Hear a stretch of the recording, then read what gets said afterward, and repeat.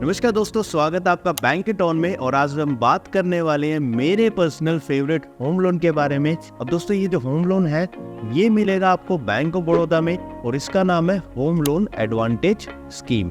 तो दोस्तों, आज हम डिटेल में इस होम लोन के बारे में बात करेंगे कि क्या क्या फीचर्स इस होम लोन के हैं, किस तरह से ये आपकी सेविंग की हैबिट बढ़ा सकता है और किस तरह से अगर आपका होम लोन किसी भी बैंक में चल रहा है तो आप किस तरह से इस लोन में आप कन्वर्ट कर सकते हैं। अब दोस्तों, इन सब चीजों के बारे में हम बात करेंगे, लेकिन उससे पहले आप इस चैनल को सब्सक्राइब कर लीजिए और शुरू करते हैं इस वीडियो को।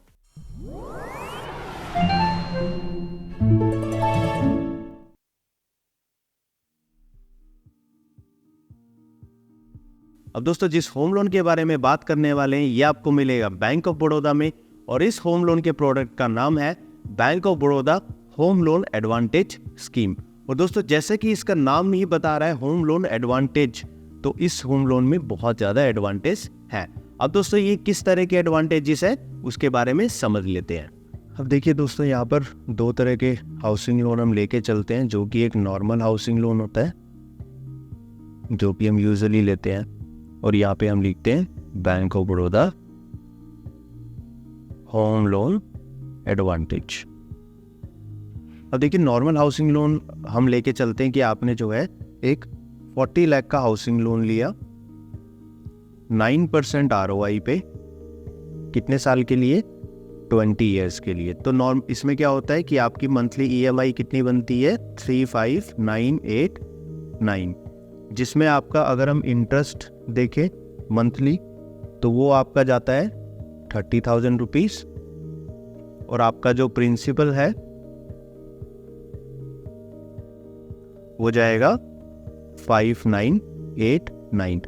और इसी तरह से अगर हम पूरे टेन्योर में देखें तो आप क्या करेंगे, आप 40 लाख का जो आपने लोन लिया है, इंटरेस्ट आप 20 साल में पे करेंगे 46 लाख और प्रिंसिपल जो कि आपका 40 लाख था, तो इस तरह से 20 साल में आप कितना पे करने वाले हैं? 86 लाख। ये तो देखिए दोस्तों, नॉर्मल कोर्स में हो गया कि आप एक नॉर्मल हाउसिंग लोन लेते हैं तो उसमें आपका बैंक सेविंग अकाउंट खोल देगा, उससे आपकी हर महीने की EMI आपकी कटती रहेगी। और इसमें देखिए उस आपके पास ऑप्शन ये भी रहती है कि अगर आप प्री पेमेंट करते हैं तो वो भी आप कर सकते हैं। मान लीजिए कि आपके पास 40 लाख का जैसे लोन था, अगर कल को आपके पास 1 लाख रुपीस आपके पास इकट्ठे हो जाते हैं तो वो भी आप इसमें जमा कर सकते हैं। तो आपका जो इंटरेस्ट है वो फिर 39 लाख पे लगेगा। लेकिन ये 1 लाख अगर आप लोन में जमा कर देते हैं तो आपके पास कोई ऑप्शन नहीं रहता है कि आप उसको लोन से आप निकाल सकते हैं, क्योंकि एक बार आपने लोन में जमा कर दिए तो वो जमा हो गए हैं।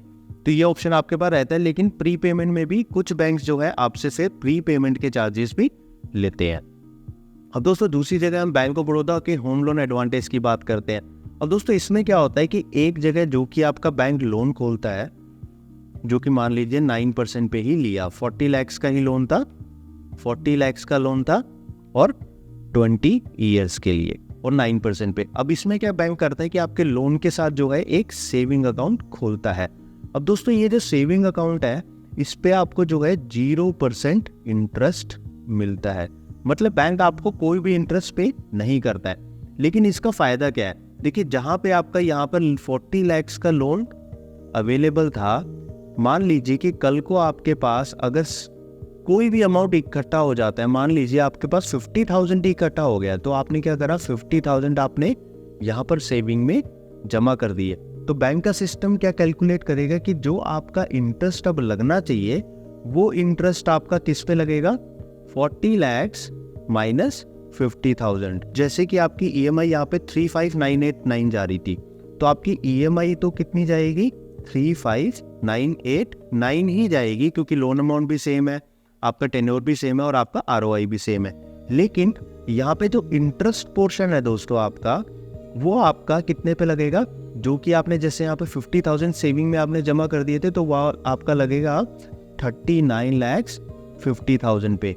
जो कि अगर हम एक अप्रोक्सीमेटली देखें कि 50,000 पे अगर आप ईयरली का इंटरेस्ट देखोगे, जो कि 9% आप यहाँ पर बचा रहे हैं, क्योंकि देखिए दोस्तों, आपको सेविंग में कुछ भी नहीं मिल रहा है, लेकिन जो भी आप सेविंग में जमा कर रहे हैं वो आपका लोन के साथ एडजस्ट हो रहा है। और एडजस्ट होने से क्या हो रहा है कि आप 50,000 पे अगर आप देखें तो 9% आप अर्न कर रहे हैं। तो 9% के हिसाब से देखें तो ईयरली आप कितना 4500 आप अपने लोन पर बचा रहे हैं। तो इसी तरह से मंथली देख ले तो आपने कितना सेव कर लिया, 375 रुपीज़ का इंटरेस्ट आपने बचा लिया। और जो आपकी इंटरेस्ट जो है पहले 30,000 का जा रहा था, अब वो इंटरेस्ट आपका कितना जाएगा, 29,625 का। और दूसरी तरफ क्योंकि देखो EMI तो आपकी सेम ही है, जो आपकी पहले जा रही थी वही अब सेम है। इन EMI में बैंक कोई भी चेंज नहीं करेगा, लेकिन यहाँ पे क्या करेगा, जो आपने प्रिंसिपल है वो प्रिंसिपल आपका 375 रुपीज़ से बढ़ा देगा। जो कि आपका प्रिंसिपल पहले 5989 जा रहा था, उसमें क्या करा बैंक ने 375 रुपीज़ प्रिंसिपल बढ़ा दिया। अब दोस्तों देखिए इसमें डबल इम्पैक्ट हुआ कि आपका एक जगह आपका इंटरेस्ट भी कम हो गया और दूसरी जगह आपका प्रिंसिपल भी बढ़ गया। EMI तो देखिए दोस्तों आपकी सेम ही जा रही है, तो EMI में कोई फर्क नहीं है। लेकिन अगर आप ईयरली देखें तो 4500 आप ईयरली बचा रहे हैं, ठीक है। और अगर आप इसको 20 ईयर से आप मल्टीप्लाई कर लेंगे तो आप देखिए कि 20 साल में आप 90,000 रुपये बचा लेते हैं। और वो सिर्फ इसलिए क्योंकि आप सेविंग में अपने 50,000 आपने डिपॉजिट रखा है। तो दोस्तों ये जो डिपॉजिट है ये कभी भी आप विड्रॉ कर सकते हैं। जैसे ही आप इसको विड्रॉ करेंगे तो क्या होगा कि आपका जो इंटरेस्ट है फिर आपका जितना आउटस्टैंडिंग अमाउंट होगा लोन का उस पे लगने लग जाएगा। और ऐसा नहीं कि आप 50,000 इसमें जमा करें, जितनी भी आपकी मंथली सेविंग हो वो आप सेविंग में इसमें जमा रखें। जब भी आप विड्रॉ करना चाहे वो आप कर सकते हैं, आपके पास ऑप्शन है। लेकिन देखिए दोस्तों आपको सेविंग में कितना इंटरेस्ट मिलता है, आपको 2.5% या 3% इतना ही तो इंटरेस्ट मिलता है। अब जहाँ पे आप 2.5 से 3% का इंटरेस्ट आप अर्न करोगे किसी भी सेविंग अकाउंट में अगर आप बैलेंस रखते हैं, या फिर आप उसकी FD भी बना लेते हैं। अगर आप FD भी बना लेंगे तो 6 से 7% पे FD बनती है। और वहीं पे दोस्तों देखिए लोन पे आप 9% का इंटरेस्ट आप बचा रहे हैं। तो दोस्तों देखिए इस होम लोन को लेने का फ़ायदा क्या है कि जितना भी बैलेंस आप सेविंग में रखेंगे वो आपका इंटरेस्ट के साथ एडजस्ट हो जाएगा। और इसी से आपका मंथली का जो इंटरेस्ट है वो कम हो जाएगा और प्रिंसिपल आपका बढ़ जाएगा।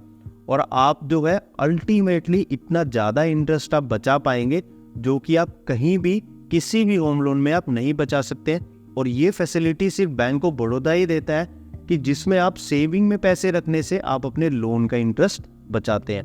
और इस सेविंग से जब भी चाहे तब आप अपना बैलेंस निकाल सकते हैं। बैंक कभी भी कोई भी सवाल जवाब नहीं करता है कि आपका ये बैलेंस कहाँ से आया। और इसी तरह से आपका जो लोन है वो अर्ली पे भी हो जाएगा। बैंक कोई भी आपसे प्री पेमेंट के चार्जेस भी नहीं लेगा जो ऐसे कि नॉर्मल हाउसिंग लोन में बैंक लेता है।